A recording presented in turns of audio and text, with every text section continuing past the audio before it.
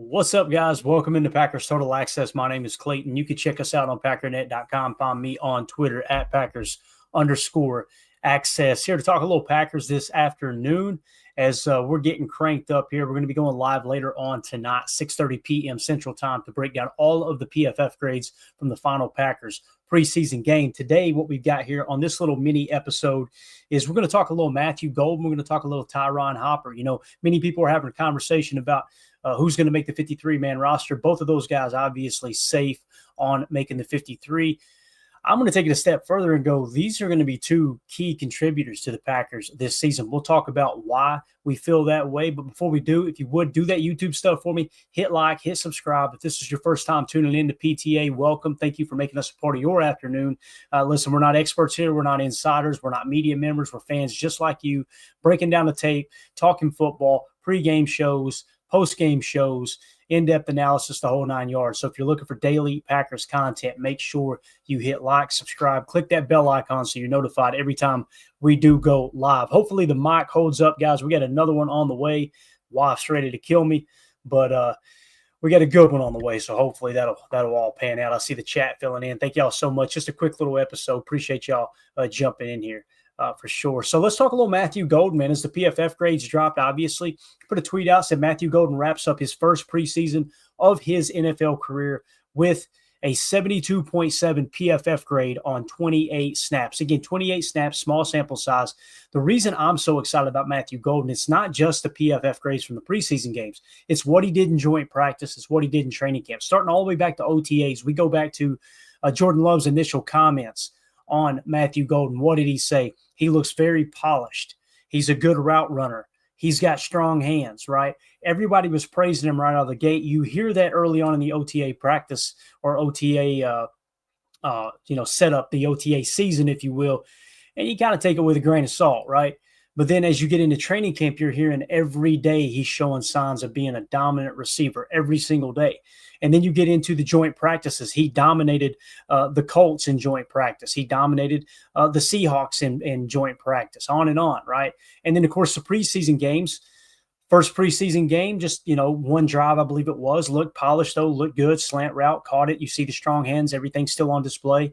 He's a player that excelled in the most stressful situations in college at Texas, both at the SEC championship and into the playoffs there, right? So he's a guy that seems to be ascending as he's entered the league. And then, of course, you have the game here against the Seahawks where he comes out and grades really well, right? I think, what did he finish with yesterday? 74.6. So preseason week 165.6. You guys know I always say if you're grading out in the 60s or higher, or 60 or higher as a rookie, really good sign, good indicator it's going to be a good professional football player, right? Well, he far exceeded that yesterday. 74.6 grade on 16 snaps. You guys seen the play, the deep shot pass here from Malik Willis to him. He's got it all, guys. He seems to have it all. He's got the speed. He's got the late hands, right? He's got the footwork, the smooth transition. The most important thing, in my opinion, is the balance, the body control, right? He just never seems to panic when the ball is thrown his way. And you'll see here, this is kind of if the DB gets his head around in time, that's an interception, right?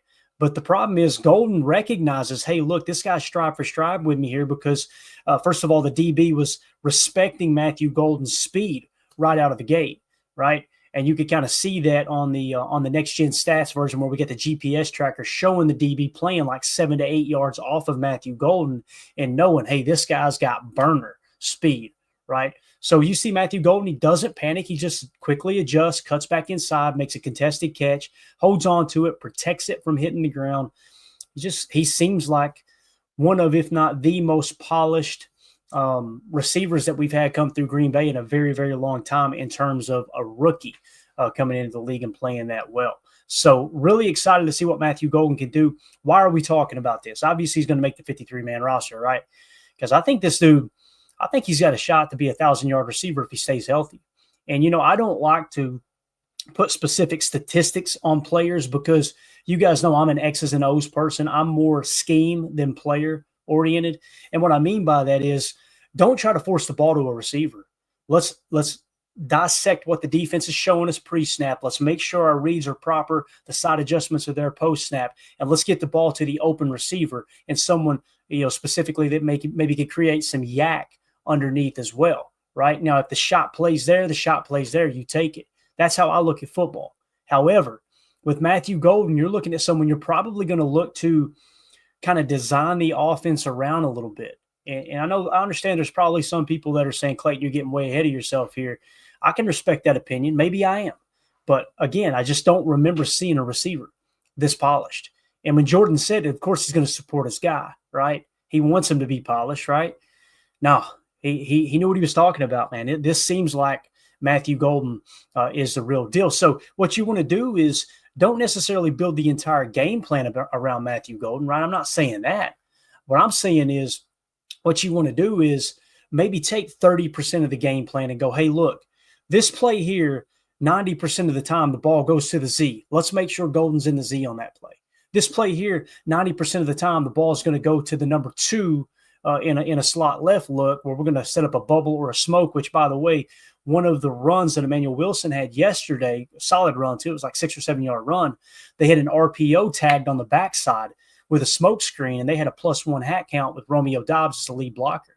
So they literally had a play design where Matthew Golden motions over, right? Pre-snap motion, fake the quick take that they do on the jet sweeps, and then he sets up in a stack look, and they got the hat count. Really wish Malik would have fired that thing out there. Golden probably would have took it to the house because the safety was kind of creeping to the opposite side of the field in that specific look. So if you see that, and if they're showing it in preseason, it means they're looking at designing stuff for him in those specific scenarios, which I really, really like. Get about 30% of the offense to kind of run through Matthew Golden. And then when defenses start to key in on him, or listen, this is a possibility, or he comes out of the gate and doesn't play as well as he did in preseason, you can always taper it back and get back to what you do initially. But looking forward to seeing a lot of Matthew Golden in Matt LaFleur's offense here early on. Coach Lynn in the chat says Golden is just scratching the surface of what he can be. His college career is a perfect example of this. Completely agree, Coach. That's why we're looking for players that are ascending, right, as they enter the league. Joseph in the chat says love his adjustment to the ball. That's one of his strengths, man, and you've seen it. Most of the time you've seen it in sideline catches in Texas, but, man, he's obviously adjusting and breaking on the ball on the inside too there on that go route. I just love how he recognizes, again, the main thing is how he recognized that the DB was kind of stride for stride with him because he was already, got that whatever 8-yard head start. And Golden's just like, okay, either this ball is going to be overthrown out of bounds or I need to be ready to make an adjustment. Gets the head back. The way that he locks onto the ball, so easy as well. That's another thing that sticks out with me about Matthew Golden. And I know that sounds silly, but anyone who's played the game, first of all, you got a helmet on, right? Your vision is somewhat restricted anyway. As you're running, that head is jarring the whole way, right? It doesn't seem to bother him at all. He just seems smooth. The head is locked in, able to, on the fly, full sprint, look back, locate the ball. It's just something we haven't seen in Green Bay in a little bit. And we've got good receivers, don't get me wrong. But he just looks different. He looks a little different. Let's move on to the next player I wanted to talk about here real quick before we wrap up, and that's Tyron Hopper. Obviously, Tyron Hopper being a third-round pick, he's going to make the roster. There's no two ways about that. Like I said in this tweet, Tyron Hopper finishes the preseason. Listen to this number, guys. He finishes the 3-week preseason with a 90.1 PFF grade on 95 snaps. He just about eclipsed 100 snaps and had a PFF grade of 90.1 throughout the entire preseason. Right. I said this coaching staff needs to give him the week 1 nod over Isaiah McDuffie in the base 4-3 defense. Now, listen, I'm not saying he should start over Quay. That's not what I'm saying at all. I'm simply saying when we're in our base 4-3 defense, I want to see Tyron Hopper out there, much like I want to see Matthew Golden on the field as a starter. Don't give me none of this. Well, he's a rookie. He's not ready, blah, blah, blah. Get those guys on the field as soon as possible. They seem like playmakers, right? Tyron Hopper seems to have cut the corner. You see last year in the preseason a 50.4. This year a 90.1. And what I'm saying is start him over Isaiah McDuffie in the base 4-3. Get him out there.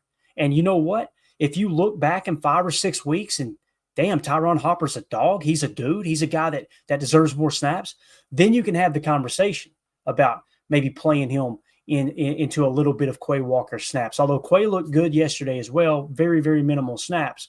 But Tyron Hopper, man, the stage is kind of set for Goody to be a little more aggressive with Quay, from a sense of not being aggressive of, hey, let's give him as much money as he wants or a little more money than we want to re-sign him. Although I think they do want to re-sign Quay. I think it allows Goody to go, hey, here's our best offer, knowing that Quay could probably get more on the market. And as you go through the season, if Quay takes that next step, then you up that offer and you make it worth his while to stay in Green Bay, right? However, if you get to the point halfway through the season, Quay is continuing to play the way he has in the past, and Tyron Hopper's flashing in your base 4-3 or any other type of run-heavy looks that you may have, in terms of defense matching up with run-heavy looks, then maybe you start to bleed him into that nickel 4-2-5 a little bit, see if he could take on that role as well. I'm not to the point where I think he can play alongside Edgerrin Cooper in the nickel 4-2-5 over Quay. I'm not there yet. I'm just simply saying he better be on the freaking field over top of Isaiah McDuffie on the depth chart, because he's shown enough to do that, right? He's shown enough. Like Jen Wright says here in the chat, Hopper earning more reps. That's the best way you can put it, Jen. He has earned the reps. We may get in 2-3 weeks in the season and go, nah, McDuffie's better equipped. That was just preseason flashes. Nobody's rolling that out. But you get him out there and he takes that next step. Imagine the money you could save if he does evolve into that stack backer role alongside Edgerrin Cooper in the nickel 4-2-5, that now you've got him on a rookie contract for the next 2 years. You don't have to pay Quay $8 to $13 million per, whatever the number might be on his, on his market. But there's still a chance you could get Quay in here at, $7 or $8 million per. Okay. And you've got him and you've still got Tyron Hopper, and boy, oh boy, did this linebacker room get deep all of a sudden, So it's just something to kind of keep our eye on. I'm really excited to see how they continue to progress here. As Doc Holliday, Wisconsin says, Hopper looking much better this year. It just seems like the game is finally just kind of popped out to him for sure. Joseph says, I think we 100% re-sign Quay. My money would be on re-signing Quay as opposed to just letting him walk. But if Hopper flashes, and let's say Quay, as we always say, Joseph, it's all about the money, right? How much money are we talking? I want every Green Bay Packer back on the roster for the right price, right? But if Quay's asking for, I don't know, closer to $15 million per year, right? That's getting, that's crazy to me. We haven't seen that level of play from him. He's got the athletic ability, he's got the upside, he's got all the traits you want, but just still haven't seen that. So, but yeah, that's pretty much it, man. Drew D. Clayton is a lover, not a hater. There you go, buddy. That pretty much sums it up. Joseph, one more here. Joseph says, King's game yesterday has me feeling way more optimistic about our DB room. Yeah, Kalen King looks like he's taking a step as well. But we're going to break down all the PFF grades tonight at 6:30 p.m. Central Time for PTA Live. We'll go through all the offensive PFF grades, the defensive PFF grades. We'll touch on special teams too, as we also know that that's going to play a big role in how this 53-man roster shakes out. As we're coming up on cutdowns, we're just 2 days away. It's going to be Tuesday, 4 p.m. Eastern, 3 p.m. Lambeau time, God's time, as you all say there in the Wisconsin area. We'll see how this roster is going to shake out. So we'll have an extensive conversation tonight about those grades. Where do people finish the preseason overall grade? And then we'll start talking about how this 53-man roster may round out. But appreciate everybody hopping in here with me. If y'all would do that YouTube stuff for me, hit that like, hit subscribe. If you're new here, thank you for dropping in. We'll be back live tonight at 6:30 p.m. Central Time. So make sure you click that bell icon so you're notified when we do go live. My name's Clayton. We'll talk to y'all tonight. Here we go. We're out. Bye, guys.